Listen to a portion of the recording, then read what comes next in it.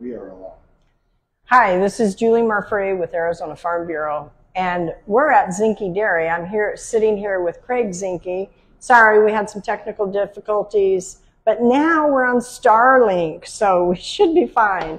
But we had a little bit of a visit about what launched this project. You know, I should ask you guys a little bit of your history. How long has the Zinke family been in the dairy business? Since 1963. Okay. And that started with your dad or your grandfather? My dad started that in 63 here. So your son, CJ, would be the third generation. Yes. Yeah. And he's fully embedded and working. And like we were saying in the earlier live, on Father's Day, you guys were going to attempt to maybe slip away for a day or two. And what happened? Typical dairy life, something breaks down, so we both all can't leave at the same time. So Craig had to say, Dad, happy Father's Day, but I'm stuck on the farm. Yeah. So we've talked about your cooling system and your goal when you conceived this project of keeping them in a stable temperature environment from beginning to end, including on the barns. Repeat a little bit about what you said earlier, just for anybody that's joining us live. Well, cows, they get milked off in this merry-go-round milking system here. It takes about 8 minutes and 40 seconds to go around. Okay. So after they get milked off here, they go back to their pen, which is probably about a 2-minute walk, and they go back and eat and sleep and do whatever else they want to do in their cooled pens out there. And they all walk on rubber mats throughout the whole facility. So the whole time they're on rubber mats. Joel, I'll let you do a little kind of pan. And because it's National Dairy Month, I think it's very apropos that we're interviewing you. When you're talking to consumers that know nothing about the dairy industry, what's one of the first things that you like to try to talk to the non-farmer about? There's a lot of hard work milking cows. Yeah.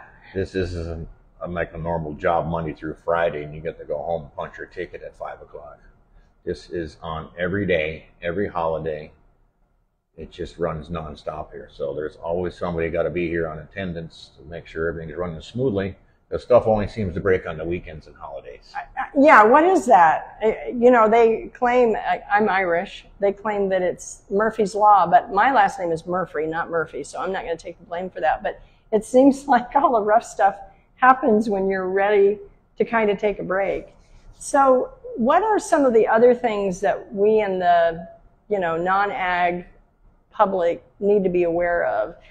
We have fewer dairies today than we used to, but it seems like our milk production is still staying stable, or any points to that? Well, the milk production is staying stable for what we got.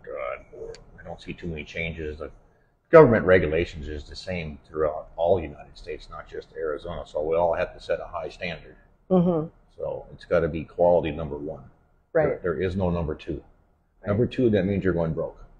Yeah. So everything's got to be quality to start with.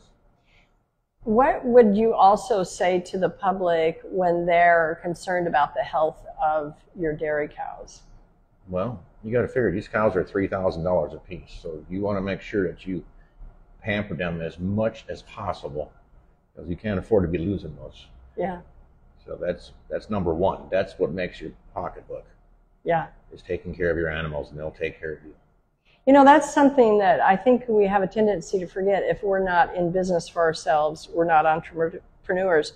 But the initial investment you have to make, the capital investment you made in this project, state of the art. You had people from all over the world coming to check out how you guys operate, how you built this barn. And then on top of that, you've got, and I didn't know that, each cow is worth $3,000.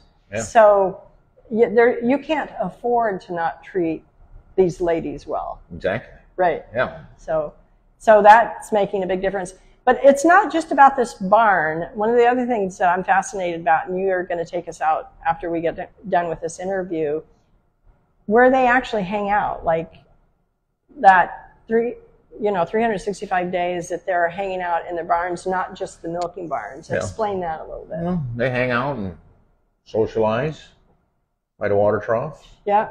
Or sit there and eat all day, or sleep or just walk around and talk to the rest of the cows.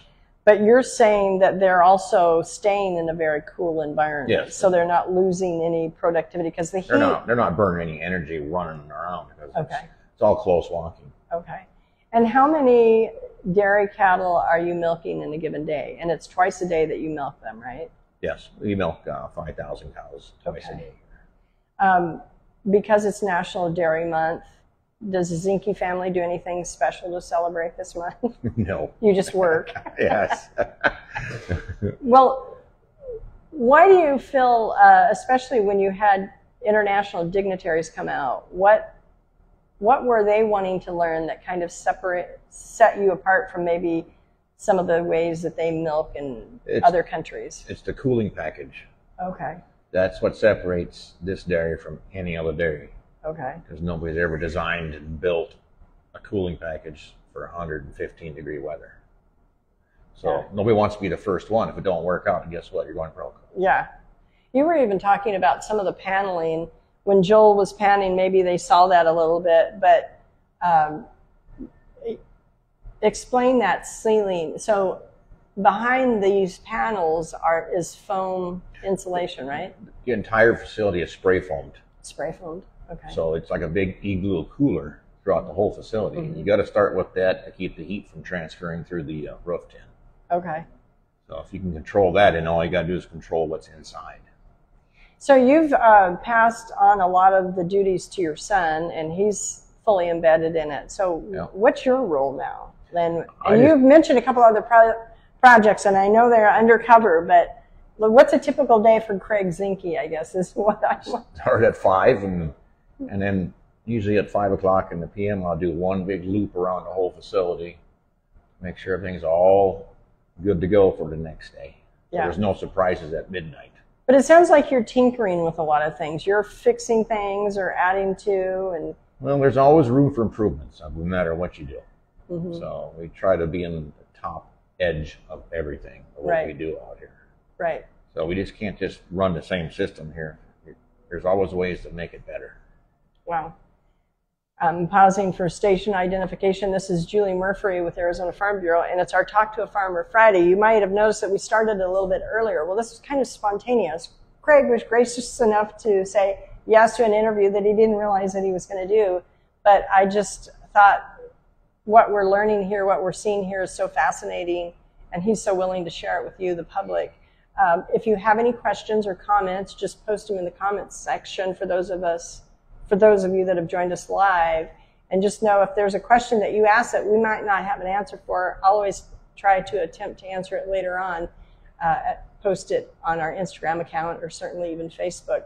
Just know also that these interviews, we save them, we upload them to our YouTube channel, and then we also share them on AZFB or ArizonaFarmBureau.org or azfb.org, or just Google Arizona Farm Bureau.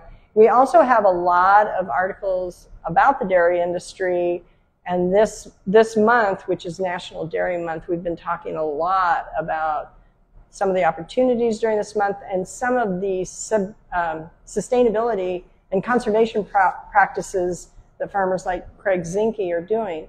And one of those sustainability practices, the typical dairy will recycle their water anywhere from 3 to 4 times. Is that something that you guys do? How are you managing some of the recycling of water, for example? All our water gets pumped away from the facility to a methane digester. Oh, okay. So they take the water over there and take your gases out and everything, and bring it back cleaned. We reflush all the alleys with that water. Okay, so recycle it. So it recycled all the water, so all the alleys are flushed. The whole dairy is flushed twice a day. Whenever the cows are out of the pen, we flush the alleys and clean them all, so they're all brand new when they come back. Any extra water that's left over goes and mixes in with the irrigation water to irrigate for the corn. Okay. So I don't have to buy any nitrogen or fertilizers for my corn. Because you're flushing it into... We're blending it in with the irrigation water. Okay. To irrigate the crops. So that saves a lot of money on fertilizer. Yeah. And it's some of the best fertilizer around. Yeah, it's all natural. Yeah, it's all natural. It's all natural. So I see behind me, I'm going to move your farm. This is But is this a model of that whole pivot system that That's a little small model of it. So explain it a little bit to the uninformed. This one here is a little small, and the other ones are, I don't know, 100 times bigger than this here. It just goes around in a circle like this here. And you can set it for how many revolutions you want. So I got it set for a 24-hour revolution. So every 24 hours it goes around the whole farm. And it puts down a ½ an inch of water in 24 hours. A ½ an inch of water in 24 hours. Oops, I just made that pop off the top of it. Yes. So this system that you just built is brand new. Yes. How much water did you say you were saving from this new, and it's basically a pivot system, correct? It's a pivot. It's a center pivot irrigation. We're saving about 30% on water. 30% compared to flood irrigation. What you were doing before. And so you're growing field corn? Yes. Silage corn, yep. And then you're also growing? We grow alfalfa. Alfalfa. We fresh cut alfalfa every day for the cows. Okay.